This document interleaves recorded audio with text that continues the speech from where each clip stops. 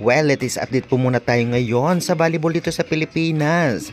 Josh Ibanez sa pagkamalang babae ng ibang bansa. Grabe na to.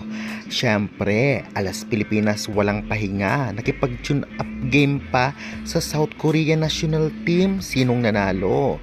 Jemar de Guzman, mukhang papagalawin na ang baso. Sureball na maglalaro na kasama ang kanyang import.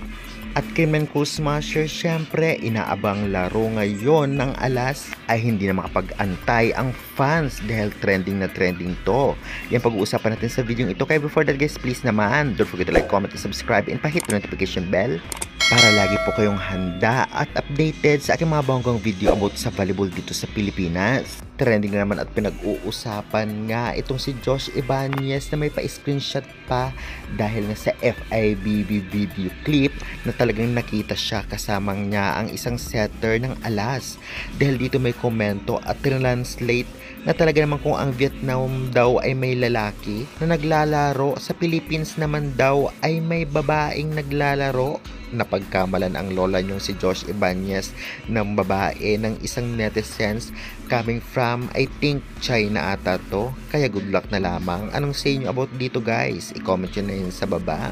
Samantalang, alas Pilipinas walang pahinga. Nakipag-tune up game muna dito sa South Korea national team bago ang laro kontra sa malakas na Tunisian national team.